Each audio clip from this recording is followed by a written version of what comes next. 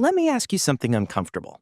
You spend roughly 9 to 10 hours every single day earning money, commuting, working, commuting back. You trade your time, your energy, your focus, all of it, for a paycheck. And then what happens to that paycheck? It sits in a bank account earning maybe 1.5% interest, while inflation quietly eats it alive at 3% a year. You are working. Your money is not. That's backwards. And today, I want to flip it around for you. I'm not here to sell you on day trading or convince you to pick individual stocks. What I'm going to show you is a dead simple allocation strategy built around one number, $15,000. That's our benchmark today. Not because it's magic, but because once you cross that threshold and feel your money actually generating income on its own, something shifts in your brain permanently. But before we get into the strategy, we need to kill 3 lies that are probably holding you back right now. 3 lies you've been told about money. Lie number 1, keeping money in the bank is the safe choice. I hear this all the time, and I get it, it feels safe. But let's look at the actual numbers. Inflation in the US is sitting around 3.2% right now. The average savings account paying somewhere between 0.5% and 2%. So even if you're in a decent high-yield account, you're still losing ground every single year. Your $15,000 today has the purchasing power of roughly $12,800 a decade from now, if you do nothing with it. That's not safety. That's a slow, invisible loss. Lie number 2, you need serious money before investing makes sense. People hear investing and picture hedge fund managers moving millions around. But the truth is, $15,000 is more than enough to build a real functioning portfolio that generates real returns. The amount isn't the point. The system is the point. A disciplined investor with $15,000 and a solid plan will always outperform someone with $50,000 and no strategy. Lie number 3, investing takes hours of research every week. It doesn't, not anymore. The whole philosophy I'm about to share you is built on the idea that the market, over time, is smarter than any individual picking stocks on a Saturday afternoon. You don't beat it, you join it. And once your system is set up, we're talking maybe 30 minutes every few months to keep things on track. That's it. The $15,000 framework. This strategy is built on 3 layers. Think of it like a building. Each floor has a specific job, and you can't skip one without weakening the whole structure. Layer 1, the foundation.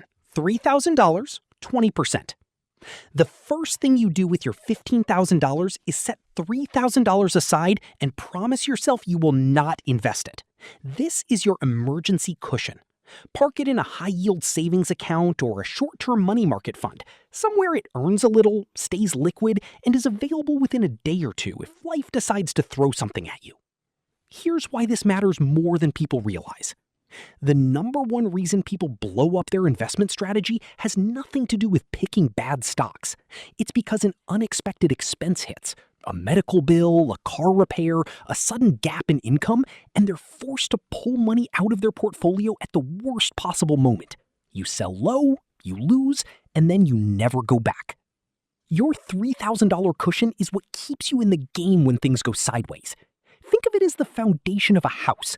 Nobody sees it, nobody talks about it, but without it, the whole thing collapses. Layer 2, the engine. $9,000, 60%. This is where your money actually starts working, the core of this entire strategy. Take that $9,000 and split it into 2 buckets. Bucket A, $6,300 into broad market stock ETFs. We're talking funds that track the total US or global stock market. Think along the lines of a total market index fund or a global equity ETF. These funds hold thousands of companies across dozens of industries. You're not betting on one business doing well. You're betting on the global economy continuing to grow over time. Historically, that bet has paid off, with annualized returns somewhere between 8% and 10% over long periods. Bucket B, $2,700 into bond ETFs. Bonds are your shock absorber. When the stock market drops 20%, bonds typically hold steady or even move upward. The returns are lower, usually somewhere between 3% and 5%, but they smooth out the ride significantly. Without some allocation here, market crashes become emotionally unbearable, and emotional investors make terrible decisions. That 70-30 split between stocks and bonds is time-tested. It's not flashy. It won't make you a millionaire overnight, but compound it over 15 or 20 years, and the results genuinely surprise people. Now, here's the critical piece most people skip. Don't dump all $9,000 in at once. Instead, divide it across 6 months, $1,500 per month. This approach, called dollar cost averaging, means you buy more shares when prices are low and fewer when prices are high. You stop agonizing over whether today is the right day to invest, because you're always buying, just in portions. Layer 3, the reserve. $3,000, 20%. Your final $3,000 stays in cash, but not doing nothing. Park it in a short-term treasury ETF or a money market account, where it earns roughly 2 to 3% while it waits. What is it waiting for? The market to drop. Every few years, sometimes more often, the market pulls back hard. 15%, 20%, sometimes more. Most people panic when this happens. They sell, they hide, they watch the news and convince themselves everything is falling apart. You, on the other hand, will have $3,000 loaded and ready to deploy. When the broader market falls more than 15% from its recent peak, you start putting this money to work in batches. You're buying quality assets at a discount while everyone else is running for the exit. That's not reckless. That's calculated opportunity. I want to be transparent with you, though. If the market just keeps climbing and never gives you that dip, your $3,000 still earned 2 to 3% sitting in that account. You didn't lose, you just didn't maximize. And that's a perfectly acceptable trade-off for the protection and optionality it gives you. How to actually start. 5 steps. Step 1. Open a brokerage account. This takes about 15 minutes online. You need your ID and bank account info. Look for a platform with a clean interface and no trading commissions. Most major brokers eliminated commissions on ETF trades years ago, so don't let fees be your excuse. Step 2. Automate everything. Set up automatic monthly transfers from your bank to your brokerage. Human beings are not naturally disciplined. We're distracted, busy, and easily talked out of good habits. Automation removes the decision entirely. Once your paycheck lands, the money moves. You don't have to think about it or remember it. Step 3. Choose simple ETFs and stop overthinking it. Pick a total market ETF and a bond ETF, and be done with it. The difference between the best ETF and a good ETF is microscopic over 20 years. The difference between starting today and waiting another 6 months while you research? That's real money lost. Action beats perfection every single time. Step 4. Rebalance twice a year.